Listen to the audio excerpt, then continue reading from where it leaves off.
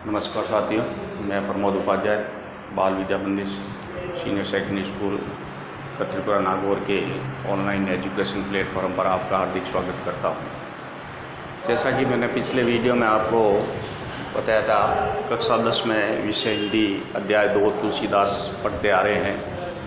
तो इसमें अपन काव्यांश जो है वो 4 लेते हैं। 3 काव्यांश मैंने तुलसीदास जी के पिछले वीडियो में बता दिए थे।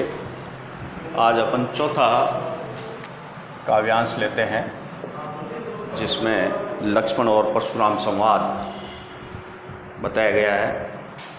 इसमें जब लक्ष्मण ने कुछ अपमानजनक शब्द परशुराम जी को कह दिए थे तो परशुराम बहुत ही क्रोधित हुए और क्रोध में आकर परशुराम जी विश्वामित्र को उस लक्ष्मण को समझाने के लिए कह रहे हैं और लक्ष्मण उनको उनके क्रोध को उकसा रहे हैं। तो इस प्रकार की बात इसमें कही गई है। तो आइए इस पर चर्चा करते हैं कि इसमें क्या लक्ष्मण जी कह रहे हैं परशुराम से। कौशिक सुनो मंद ये बालकू, कौशिक सुनो मंद ये बालकू, यानी परशुराम जी कह रहे हैं लक्ष्मण से, ये विश्वामित्र से, हे विश्वामित्र, क्योंकि वहाँ पर जो सभा थी, शिव धनुष तोड़ा गया था, तो वहाँ पर सभी सभा के अंदर विश्वामित्र भी थे। तो कौशिक का मतलब यहाँ पर विश्वामित्र को कहा गया है। तो कौशिक सुनो मंद ये बालकू, यानी परशुराम क्रोधित होकर, लक्ष्मण की बातों पर क्रोधित होकर परशुराम कह रहे हैं विश्वामित्र को कि हे विश्वामित्र, सुनो ये मंद ये बालकू, ये मूर्ख बालक, सुनो मंद ये बालकू, यानी ये मूर्ख बालक, यानी बालक किसको कहा गया है, यहाँ पर लक्ष्मण को कहा गया है परशुराम द्वारा। सुनो विश्वामित्र, ये मूर्ख बालक, कुटिल काल बस निजकुल गालकू, ये मूर्ख बालक, मंद यानी मूर्ख, ये मूर्ख बालक जो है वो अपने काल के वश में आना चाहता है, यानी अपनी मृत्यु को प्राप्त करना चाहता है। कुटिल काल बस निजकुल काल को, यानी कुटिला, उसके जो अपमानजनक वचन है, कठोर वचन है, उसके कारण वो मेरे प्रति कठोर वचन जो उसने बोले हैं उसके कारण ये मरने योग्य है या मृत्यु को प्राप्त होना चाहता है, काल बस। ठीक है। अगर आगे क्या कहते हैं, भानुवंश राकेश कलंकु, यानी जो ये परशुराम जी क्रोधित होकर कह रहे हैं कि भानुवंश राकेश कलंकु, यानी सूर्यवंशी, भानुवंश यानी सूर्यवंशी, तो सूर्यवंशी रूपी चंद्रमा पर ये एक कलंक के समान है। किसके समान है? कलंक के समान है। निपट निरुंकस अबुद असंकु, निपट यानी पूर्णतया, निपट यानी पूर्णतया, निरंकुश यानी बड़ा ही मूर्ख, बुद्धिहीन, अबुद्ध, असंकु यानी बहुत ही ज़्यादा मूर्ख, और पूरा, निपट यानी पूर्णतया मूर्ख और निरंकुश और अबुद्ध, असंकु, यानी ये बालक जो है लक्ष्मण के बारे में कह रहे हैं परशुराम जी कि ये बालक पूरा ही निपट मूर्ख है, बुद्धिहीन है। काल कौलु होय छन माई, इसलिए ये कुछ क्षणों में ही काल के वश में आ जाएगा, यानी कुछ क्षण में ये मृत्यु के प्राप्त हो जाएगा मेरे द्वारा। परशुराम जी कह रहे हैं मेरे द्वारा ये कुछ ही क्षण में, छन माई यानी क्षण यानी कुछ ही क्षण भर, यानी कुछ ही समय में ये मृत्यु को प्राप्त हो जाएगा। कहो पुकार खोर मोई नहीं, इसलिए कहूँ पुकार, यानी मैं बार बार पुकार कर इस बड़ी सभा में कह रहा हूँ कि खोर मोई नहीं, यानी खोरी यानी दोष, दोष फिर मुझे मत देना। यानी परशुराम जी क्रोधित होकर लक्ष्मण के बारे में कह रहे हैं कि ये कुछ ही क्षणों में ये मृत्यु को प्राप्त हो जाएगा, कुछ ही क्षण में, यानी कुछ ही समय में, फिर आप, मैं बार बार पुकार रहा हूँ कि फिर मुझे दोष मत देना। आगे, तुम हटको जो चौबारा, अगर तुम ऐसे रोकना चाहते हो या बचाना चाहते हो, तुम हटको यानी रोकना या समझाना। अगर तुम इसे समझा कर बचाना चाहते हो या मरने से बचाना चाहते हो, कहे प्रताप बल रोष हमारा, कहे प्रताप बल रोष हमारा, यानी इसलिए इसको मेरे प्रताप के बारे में, मेरे बल के बारे में, मेरे पराक्रम के बारे में इसको समझाओ। ठीक है, अगर इसको बचाना चाहते हैं, उबारा यानी बचाना। ठीक है, आगे देखो। अब जो परशुराम ने ये बात कही तो अब लक्ष्मण जी क्या बोलते हैं उसमें, लखन कहो मुनि सूजसु तुम्हारा, लखन कहो सूजसु तुम्हारा, हे मुनिवर आप जैसा सूजसु यानी जो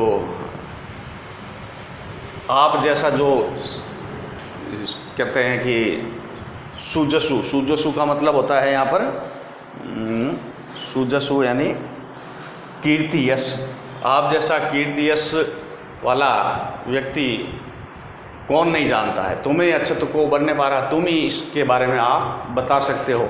यानी तुम्हारे जिस सहनशीलता और जो धीरता आपके अंदर है, जो वीरता है, उसकी प्रशंसा तुम ही कर सकते हो, और कौन बता सकता है। तुम्हें ही अक्षत को बनने पा रहा है, यानी तुम ही इसकी प्रशंसा कर सकते हो, और कौन कर सकता है। अपने मुँह तुम्हें अपनी करनी, यानी आप अपने मुँह से ही अपनी प्रशंसा करते हो। बार अनेक भांति बहु बढ़नी, और अनेक बार हमने आपने प्रशंसा बार बार अपनी करते हुए सुना है। बार अनेक भांति बहु बढ़नी, यानी अनेक बार हमने आपके मुंह से अपनी प्रशंसा करते हुए सुना है। ठीक है, आगे देखो। नहीं संतोषु ता पुनि कछु कहूँ, नहीं संतोषु, अगर इस पर भी अगर आपको संतोष नहीं है, यानी शांति नहीं मिल रही है, तो और कुछ कह दीजिए। ये लक्ष्मण कह रहे हैं परशुराम को, क्योंकि परशुराम बहुत ही क्रोधित हो रहे हैं और क्रोध होकर इस प्रकार की बात कह रहे हैं लक्ष्मण को। तो लक्ष्मण क्या कह रहे हैं कि अगर इसमें भी आपको शांति नहीं मिल रही है या संतोष नहीं, मन में संतोष नहीं आ रहा है, तो नहीं संतोष तय पुण्य कछु कहूँ, तो फिर आप कुछ और कह दीजिए। जान ऋषि रोग की दुख सहु, आप अपने मन के अंदर जो दुख है उसको मत सहिए।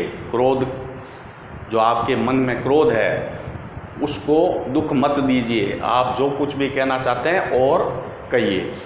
ठीक है, ये लक्ष्मण जी कह रहे हैं परशुराम को। वीरवती तुम धीर अछोवा, यानी तुम जैसे वीरता का व्रत धारण करने वाले धैर्यवान को ये अछोभा, यानी ये अच्छा नहीं होता है। यानी तुम जैसे वीरता का धारण करने वाले व्यक्ति और धैर्यवान धीर हैं, उनको ये मतलब अछोभा यानी अच्छा नहीं होता है। गाली देत ना पाऊँ शोभा, इसलिए आप इस प्रकार की गाली देते हुए आप शोभायमान नहीं हो सकते, यानी आपको ये शोभा नहीं देता है। ये कह रहे हैं लक्ष्मण जी। ठीक है, कि वीर बते तुम धीर अछोभा, गारी देत ना पाऊँ शोभा है। हे पुण्यवर, आप तो वीरता का व्रत धारण करने वाले धीर व्यक्ति हैं, आपको ये अच्छा नहीं होता है। गारी देत ना पाओ शोभा, इसलिए आप गारी देते हुए ये अच्छे नहीं लग रहे हो, यानी शोभा नहीं पा रहे हो। सूर समर करनी करही, कहे न जानवही आपू। सूर समर करनी करही, जो सूरवीर होते हैं, सूर का मतलब होता है जो वीरता का प्रदर्शन करते हैं, सूरवीर युद्ध के अंदर। समर यानी युद्ध। तो सूरवीर जो होते हैं युद्ध में वीरता का प्रदर्शन करते हैं। कहे न जानवही आपू, वह अपने बारे में मुंह से प्रशंसा नहीं करते हैं। जो सूरवीर होंगे वो युद्ध में अपनी वीरता का प्रदर्शन करते हैं, अपने मुंह से वो अपनी वीरता की प्रशंसा नहीं करते हैं। ये लक्ष्मण जी कह रहे हैं परशुराम को। सूर समर करनी करही, कहीं न जानवई आपू, यानी जो वीर होते हैं वो युद्ध में वीरता का प्रदर्शन करते हैं, ठीक है ना, वह अपने मुंह से अपनी प्रशंसा नहीं करते हैं। विद्यावान रन पाई रिपु, कायर कथई प्रतापु, विद्यामान रन पाई रिपो। और जब युद्ध के अंदर जो शत्रु सामने देखकर जो शत्रु को सामने देख लेते हैं, तो वहाँ पर जो कायर लोग होते हैं वो अपनी वीरता का बखान अपने मुंह से करना शुरू कर देते हैं, तो वो कायर होते हैं। यानी शत्रु को सामने देखकर कायर व्यक्ति अपने मुंह से अपनी वीरता की प्रशंसा करते हैं। और जो शूरवीर होते हैं वो युद्ध में वीरता का प्रदर्शन करते हैं, अपने मुंह से अपनी प्रशंसा नहीं करते हैं। तो इस तरीके से लक्ष्मण ने परशुराम जी को और ज़्यादा क्रोधित किया। और आगे के काव्यांश में मैं बताऊंगा कि परशुराम और क्रोधित होकर किस प्रकार से कह रहे हैं लक्ष्मण जी को। और इस जो काव्यांश को है आप नोटबुक में नोट करेंगे, और किताबें सबके पास है तो उसमें आप शब्दार्थ भी देख लेंगे। ठीक है, तो आज के वीडियो में इतना ही। धन्यवाद।